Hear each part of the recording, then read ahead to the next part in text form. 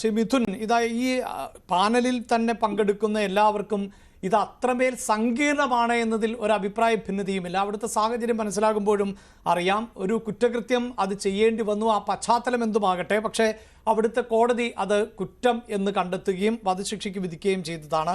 ഈ സൂചിപ്പിക്കുന്നത് പോലെ ക്ഷമിക്കാൻ ആവശ്യപ്പെടുക അല്ലെങ്കിൽ ക്ഷമിക്കാൻ അപേക്ഷിക്കുക എന്നത് മാത്രമാണ് നമുക്ക് മുന്നിലുള്ള വഴി. പക്ഷേ ആ വഴി എങ്ങനെയാകണം, ആരിലൂടെയാകണം എന്നതിലൊക്കെ ആയിരുന്നു ഒരു ആശയക്കുഴപ്പം നിലനിന്നത് എന്നെനിക്ക് തോന്നുന്നു. അതിപ്പോൾ കുറച്ചുകൂടി വ്യക്തത കൈവന്നിരിക്കുന്നു. അതിപ്പോൾ ഏത് കോണുകളിൽ നിന്നുമുള്ള നീക്കമാകട്ടെ, നേരത്തെ കാന്തപുരത്തിൻ്റെ ഭാഗത്തു നിന്നുണ്ടായ പ്രതികരണം ഇന്നിപ്പോൾ വളരെ കൃത്യമായി വിദേശകാര്യ മന്ത്രാലയം വാർത്താ സമ്മേളനത്തിലടക്കം സ്ഥിരീകരിക്കുന്നുണ്ട്. നിയമസഹായം നൽകുന്നുണ്ട്, യോഗങ്ങൾ നടത്തുന്നുണ്ട്, കുടുംബവുമായി ആശയവിനിമയം നടക്കുന്നുണ്ട് എന്നതുൾപ്പെടെയുള്ള കാര്യങ്ങൾ. അത് എത്രത്തോളം ഇതുവരെയുള്ളതിൽ നിന്ന് വ്യത്യസ്തമായി പ്രതീക്ഷ നൽകുന്ന നീക്കങ്ങളാണ്? നോക്കൂ അഭിലാഷ്, ഞാൻ മനസ്സിലാക്കുന്നത് ഇപ്പോഴും തലാലിന്റെ ഫാമിലി ഇതിലൊരു മാപ്പ് കൊടുക്കാൻ അവർ തയ്യാറായിട്ടില്ല എന്നാണ്. അപ്പൊ ഈ ഒരു സ്ഥലത്ത് നമുക്കൊരു കലക്റ്റീവ് എഫേർട്ടിലൂടെ മാത്രമേ ഇതിനെ കാണാൻ പറ്റുള്ളൂ. അവിടെ ഈ പറഞ്ഞ പോലെ ഡയറക്റ്റ് ആയിട്ടുള്ള ഡിപ്ലോമാറ്റിക് ഇന്റർവെൻഷൻ, അത് യമനായിട്ട് നമുക്കൊരു ഡയറക്റ്റ് ഡിപ്ലോമാറ്റിക് ഇന്റർവെൻഷൻ നടത്താൻ പറ്റില്ല. അപ്പൊ നമ്മുടെ മറ്റ് രാജ്യങ്ങളുമായിട്ടുള്ള നമ്മുടെ ഒരു ആക്സസ് ഉപയോഗിച്ചുകൊണ്ട് യമനിലെ ഈ പറഞ്ഞ പോലെ ഒരു അധികാര സ്ഥാനത്തിരിക്കുന്ന ആളുകളിലേക്ക് ഒരു ആക്സസ് ഉണ്ടാക്കിയെടുക്കാൻ ഇന്ത്യയുടെ ഒഫീഷ്യൽ ആയിട്ടുള്ള ചാനൽ വഴി നമ്മൾ നോക്കുന്നുണ്ട്. മറ്റ് കാന്തപുരം അബൂബക്കർ മുസ്ലിയാരെ പോലുള്ള ആളുകൾ ഇതിൽ ഇടപെട്ടത് വലിയൊരു എന്താ പറയുക ആശ്വാസമായി എന്ന് തന്നെ പറയണം. കാരണം തിങ്കളാഴ്ച ഞാൻ മനസ്സിലാക്കുന്ന ഗവൺമെന്റ് പറഞ്ഞതാണ് സുപ്രീം കോടതിയിൽ, നമുക്ക് ഇതിൽ ചെയ്യാനുള്ള എല്ലാം ചെയ്തു കഴിഞ്ഞു, ഇനി പ്രത്യേകിച്ചൊന്നും ചെയ്യാനില്ല എന്നൊരു പൊസിഷനിൽ നിന്നാണ് ഈ ഒരു കേസ് മാറി മറിയുന്നത്. അപ്പൊ നമ്മൾ മനസ്സിലാക്കേണ്ടത് അവിടെ ഒരു എന്താ പറയുക ഒരു റിലീജിയസ് ഡിപ്ലോമസി അവിടെ ഗുണം ചെയ്തു എന്നാണ്. പക്ഷെ ഇവിടെ നമുക്ക് ഇതുവരെ ഈ ഒരു വിഷയം നമ്മൾ എടുക്കുകയാണെങ്കിൽ ഇത്രയും കാലം ഇതിൽ രണ്ട് അഭിപ്രായമുള്ള ആളുകളായിരുന്നു ഉണ്ടായിരുന്നത്. ഒന്ന്, നിമിഷപ്രിയ ചെയ്ത ഒരു തെറ്റാണെന്നും അവർക്ക് ശിക്ഷ ലഭിക്കണം എന്ന് പറയുന്ന ഒരു കൂട്ടം ആളുകളും കേരളത്തിലുള്ള കേരള സമൂഹത്തിൽ രണ്ട് സെക്ഷൻ ആയിരുന്നു. ഒന്ന്, അവർക്ക് ഈ പറഞ്ഞ കാര്യം തെറ്റാണെന്നും അവർക്ക് ശിക്ഷ ലഭിക്കണമെന്നും, മറ്റൊന്ന് പറഞ്ഞ പോലെ അവരുടെ സാഹചര്യം കൊണ്ട് അവർക്ക് അങ്ങനെ ചെയ്യേണ്ടി വന്നു എന്നും. അതിൽ എന്താ പറയുക ഈ പറഞ്ഞ പോലെ അവരൊരു എന്താ പറയുക ഈ ഒരു ഫയറിംഗ് സ്ക്വാഡ് വഴി അവരുടെ എക്സിക്യൂഷൻ നടക്കുന്നത് നമുക്ക് ചിന്തിക്കാൻ പോലും പറ്റാത്ത കാര്യങ്ങളാണ്. അതുകൊണ്ട് അവർക്ക് എന്തുകൊണ്ടും ഒരു ഇളവ് കിട്ടണം എന്ന് ആഗ്രഹിക്കുന്ന ആളുകളായിരുന്നു. പക്ഷേ ഈ രണ്ടാമത്തെ കാറ്റഗറിയിലെ ആളുകൾക്കിടയിലാണ് ഇപ്പോൾ സ്പ്ലിറ്റ് ഉണ്ടായത്.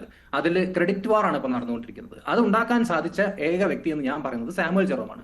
സാമുവൽ ജെറോമിന്റെ കഴിഞ്ഞ കുറച്ച് ദിവസത്തെ നമ്മൾ മീഡിയ ഇന്ററാക്ഷൻസ് എടുത്ത് നോക്കുകയാണെങ്കിൽ നമുക്ക് മനസ്സിലാവും എത്ര ഈഗോയിസ്റ്റിക് ആയിട്ടാണ് ആ മനുഷ്യൻ ഇടപെടുന്നതെന്ന്. കാരണം അതിൽ കാന്തപുരം അബൂബക്കർ മുസ്ലിയാരുടെ ടോട്ടൽ പങ്ക് ഇല്ല എന്ന രീതിയിലും അതിനെ ടോട്ടലി ഡിസ്കാർഡ് ചെയ്യുന്ന രീതിയിലാണ് ഇദ്ദേഹം സംസാരിച്ചത്. ഇദ്ദേഹം പറഞ്ഞത് എന്താ പറയുക, അങ്ങനെ ഒരാളെ എനിക്ക് അറിയില്ല, അത് വെറുതെ ചില ആളുകൾ ക്രെഡിറ്റ് അടിച്ചു മാറ്റാൻ വേണ്ടി സംസാരിക്കുകയാണ്. ഇത്ര നിലവാരം കുറഞ്ഞ ഒരു രീതിയിൽ ഇതിന്റെ ഒഫീഷ്യൽ സ്പോക്സ് പേഴ്സൺ ആണ് അദ്ദേഹം എന്നാണ് ഞാൻ മനസ്സിലാക്കുന്നത്. കാരണം ഈ ഒരു ക്യാമ്പയിന്റെ ഫേസ് ആയി മാറിയ വ്യക്തിയാണ്. അപ്പൊ ഇതിന്റെ ആക്ച്വലി ഇപ്പൊ നേരത്തെ അഭിഭാഷകൻ പറഞ്ഞു സാമുവൽ ജെറോമിനെ തള്ളി പറഞ്ഞു, സാമുവൽ ജെറോം പറഞ്ഞ കാര്യങ്ങൾ തള്ളി പറഞ്ഞു. അപ്പൊ അങ്ങനെയാണെങ്കിൽ ഈ സേവ് നിമിഷപ്രിയ ഇന്റർനാഷണൽ ആക്ഷൻ കൗൺസിലിന്റെ ഒഫീഷ്യൽ സ്പോക്സ് പേഴ്സൺ ആരാണ്? ഇതിൽ ആരെയാണ് നമ്മൾ കേൾക്കേണ്ടത്? ഇതിൽ സാമുവൽ ജെറോം പറഞ്ഞാണ് കേൾക്കേണ്ടത്. കാരണം സാമുവൽ ജെറോം പറഞ്ഞത് പ്രകാരം ചില ആളുകൾ സാമുവൽ ജെറോം കൊടുത്ത ബൈറ്റൊക്കെ എടുത്തിട്ട് ഈ പറഞ്ഞ പോലെ പൂർണ്ണമായിട്ടും നമ്മുടെ കാന്തപുരത്തെ തള്ളി പറയുകയും അദ്ദേഹത്തെ ട്രോൾ ചെയ്യുകയും അദ്ദേഹത്തെ പരിഹസിക്കുകയും ചെയ്യുന്ന ഒരു വലിയൊരു ക്യാമ്പയിൻ നമ്മൾ കാണുന്നുണ്ട് സോഷ്യൽ മീഡിയയിൽ. അപ്പൊ നമ്മുടെ മലയാളി സമൂഹത്തിനുള്ള ഒരു ചേരിതിരിവ് ഉണ്ടാക്കാൻ ഈ സാമുവൽ ജെറോമിന്റെ രണ്ട് ഇന്റർവ്യൂവിനെ കൊണ്ട് സാധിച്ചു. കാരണം അതിൽ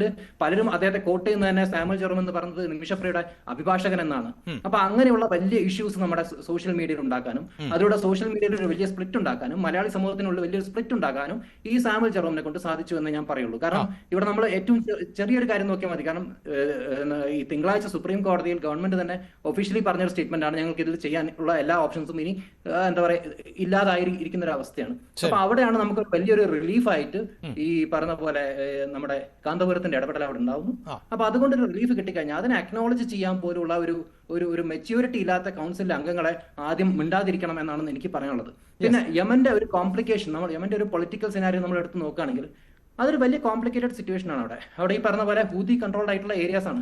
അവർക്ക് അവരുടെ കോടതി തന്നെ മുഷ്രിഫ് എന്ന് പറയുന്ന ആളുകളുണ്ട് ഈ പറഞ്ഞ ജഡ്ജിമാരെ മോണിറ്റർ ചെയ്യാൻ വേണ്ടിയിട്ട്. ജഡ്ജ് ഈ പറഞ്ഞ പോലെ മതപരമായിട്ടുള്ള അല്ലെങ്കിൽ ഹൂതികൾക്ക് ഫേവറിലുള്ള കാര്യങ്ങൾ നടപ്പിലാക്കുന്നുണ്ടോ എന്ന് ചെക്ക് ചെയ്യാൻ വേണ്ടി മുഷ്രിഫ് എന്ന് പറയുന്ന ഒരു പൊസിഷൻ വരെ ഉള്ള കോടതികളാണ് അവിടെ ഉള്ളത്. അപ്പോൾ നിമിഷപ്രിയയുടെ ട്രയൽ കോർട്ട്, ഈ അപ്പീൽ കോർട്ട്, ഫൈനൽ അപ്പീൽ ഒക്കെ പോയിട്ടുള്ളതൊക്കെ എല്ലാം ഹൂത്തി കൺട്രോൾഡ് ആയിട്ടുള്ള ഏരിയാസിലേക്കാണ്. അപ്പൊ അവിടെ ഒന്നും തന്നെ നമുക്കൊരു ഡിപ്ലോമാറ്റിക് ആക്സസ് ഉള്ള കോൺസുലർ ആക്സസ് ഉള്ള സ്ഥലങ്ങളല്ല.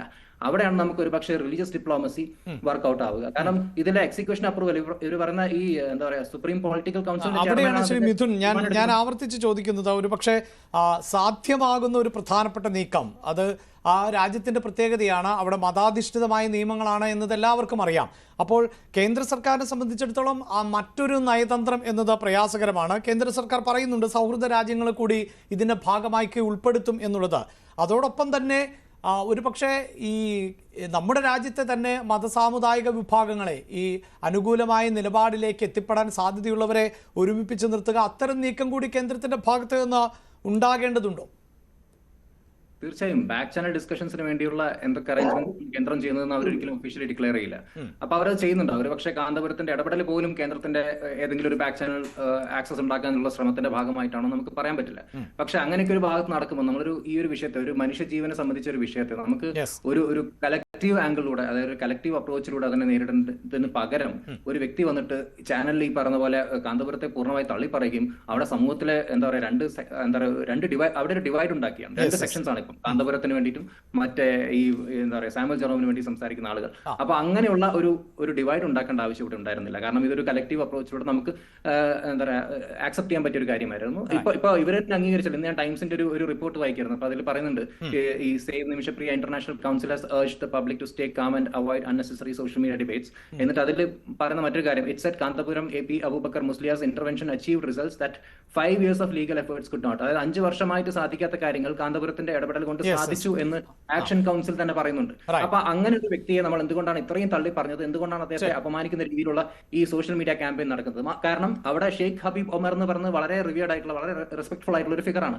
അപ്പൊ അദ്ദേഹത്തിന്റെ ഇന്റർവെൻഷൻ വന്നു കഴിഞ്ഞാൽ ഈ മതാധിഷ്ഠിതമായിട്ടുള്ള രാജ്യത്ത് ഈ ഹൂതികൾ തീർച്ചയായിട്ടും അദ്ദേഹത്തിന്റെ വാക്കുകൾ കേൾക്കും. സ്പിരിച്വൽ ലീഡേഴ്സിന് അവിടെ വലിയ പ്രാധാന്യമുണ്ട്. പലപ്പോഴും നിയമത്തെക്കാൾ കൂടുതൽ സ്പിരിച്വൽ ലീഡേഴ്സിന്റെ വാക്കുകൾക്ക് അവിടെ പ്രാധാന്യമുണ്ട്. അപ്പൊ അവിടെയാണ് ഒരു പക്ഷെ നമുക്കൊരു റിലീജിയസ് ഡിപ്ലോമസി വഴി ഇതിലൊരു സൊല്യൂഷൻ കണ്ടെത്താൻ സാധിക്കുക.